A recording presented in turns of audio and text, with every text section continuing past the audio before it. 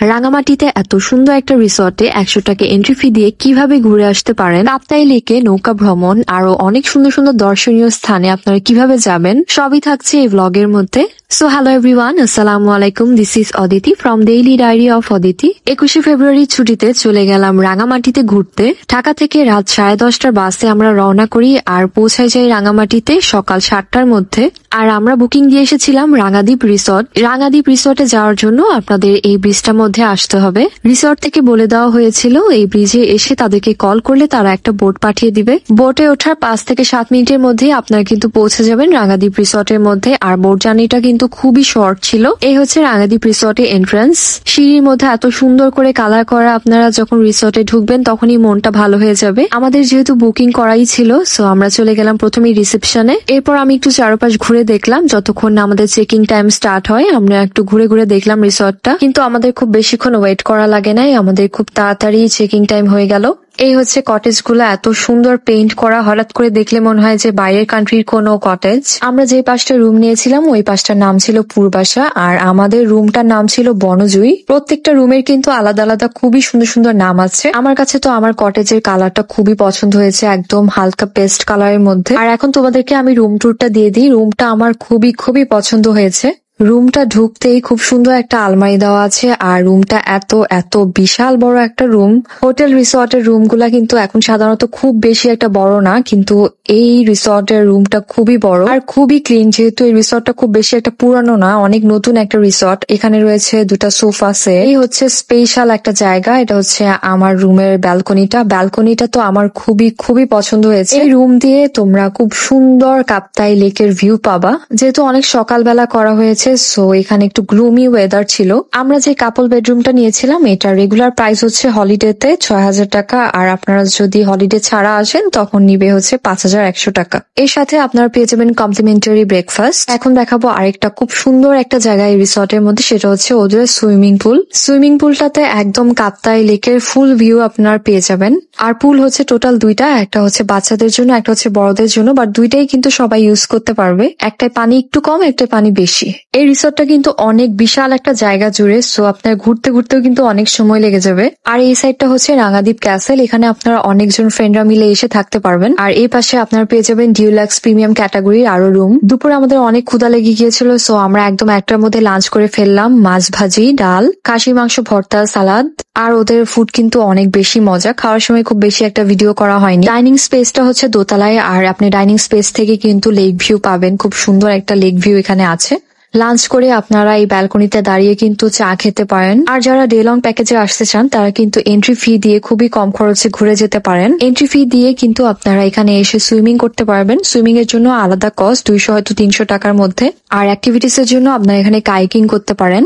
Per person 100 টাকা করে 1 ঘন্টা। যারা বিশেষ করে অ্যাডভেঞ্চার পছন্দ করে তারা কিন্তু এখানে কাইকিং করে লেকের মাঝে গিয়ে একদম এনজয় করতে পারে লেক ভিউটা। সারা বিকেল আমরা রিসর্টটা ঘুরলাম, আড্ডা দিলাম। এরপরে রাতের বেলা আমরা ডিনারে ভাত না খেয়ে বারবিকিউ অর্ডার করলাম। এখানে খাবারের প্রাইসও মোটামুটি রিজনেবল প্রাইসের মধ্যেই আছে এখন পর্যন্ত। এখন তোমাদের সাথে শেয়ার করি এই রিসর্টটার রুফটপটা। রুফটপ থেকে তোমরা একদম ওয়াচ টাওয়ার থেকে যেমন সবকিছু দেখা যায়, ঠিক তেমনি তোমরা এই রুফটপ থেকে পুরা খুব সুন্দর একটা কাপ্তাই লেকের ভিউ পেয়ে যাবা। আর কাপ্তাই লেকের পানি কিন্তু খুবই স্বচ্ছ এবং খুবই নীরব। যারা রিল্যাক্সিং এবং কামনেস একটা ট্যুর দিতে চাও তারা কিন্তু এই রাঙাদ্বীপ রিসর্টে এসে খুব ভালো একটা সময় কাটাতে পারো। আমরা এই রিসর্টে ছিলাম 1 রাত, আর 1 রাতে আমাদের রুম রেন্ট ছিল 5,100 টাকা। এর সাথে তোমরা পেয়ে যাবে কমপ্লিমেন্টারি ব্রেকফাস্ট, আর লাঞ্চ, ডিনার, আদার স্ন্যাক্স যা আছে তা কিন্তু তোমাদের আলাদা করে কিনে খেতে হবে। ফ্রেন্ডস এন্ড ফ্যামিলির সাথে কিন্তু আসার জন্য এই জায়গাটা খুবই বেস্ট হবে। লং পিকনিকের জন্য কিন্তু এই জায়গাটা খুবই সুন্দর হবে। এই ক্ষেত্রে রিসর্ট কর্তৃপক্ষকে কিন্তু তোমাদেরকে ইনফর্ম করে আসতে হবে যে তোমরা ডে লং প্যাকেজে আসতে চাচ্ছ। কেননা অনেক সময় রাশ আওয়ারে হয়তো ডে লং প্যাকেজ তারা অ্যালাউ নাও করতে পারে, সো অবশ্যই তাদেরকে জানিয়ে তোমরা ডে লং প্যাকেজে আসবা ঘুরতে এখানে। আর রিসর্টে যদি তোমরা থাকতে চাও অবশ্যই তাদেরকে কল করে বুকিং মানি দিয়ে এরপরে তোমরা রিসর্টে আসবা। রাঙাদ্বীপ রিসর্ট থেকে সকাল 10:30টায় আমরা চেক আউট করে ফেললাম। এরপর আমরা চলে গেলাম ঘোরার উদ্দেশ্যে। রিসর্ট থেকেই আমরা একটা বোট ভাড়া করে নিই সারাদিন ঘোরাফেরার জন্য। সারাদিন ঘোরার জন্য কিন্তু আপনারা 3,000 টাকা থেকে 10,000 টাকার মধ্যেও আপনারা বোট পেয়ে যাবেন। প্রথমে আমরা চলে গেলাম বৌদ্ধ মন্দিরে, আর সেখানে আমাদের রিসর্ট থেকে যেতে লেগেছে প্রায় আধা ঘন্টার মতো। এই জায়গাটার নাম হচ্ছে রাজবন বিহার। এখানে গোল্ডেন কালারে খুব সুন্দর একটা স্বর্ণ মন্দির রয়েছে। এই মন্দিরটা তারা খুব সুন্দর পরিচ্ছন্ন ভাবে রেখেছে।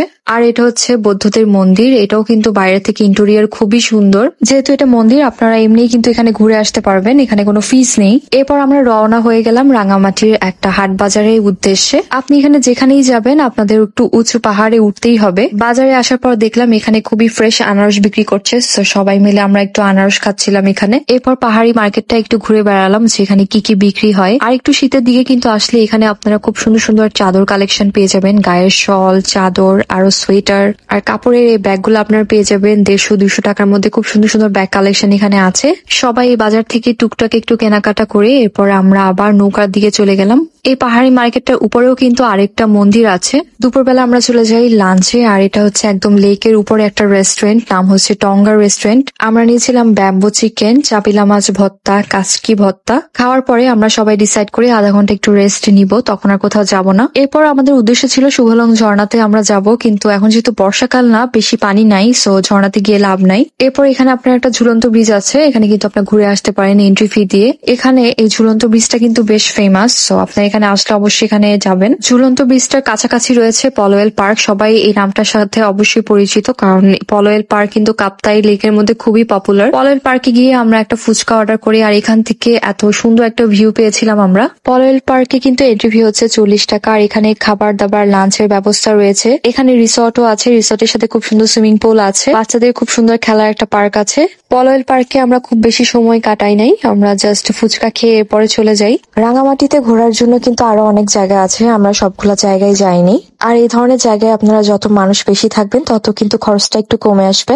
আর রিসর্টের প্রাইস কিন্তু সবসময় এক থাকবে না, সিজন ওয়াইজ দামটা বাড়তেও পারে কমতেও পারে। ভিডিওটি আর লিংদি করলাম না, সো সবাই ভালো থাকবেন, সুস্থ থাকবেন, আল্লাহ হাফেজ। আর আমার এই ব্লগটি ভালো লাগলে অবশ্যই ফ্রেন্ডস এন্ড ফ্যামিলির সাথে শেয়ার করবেন।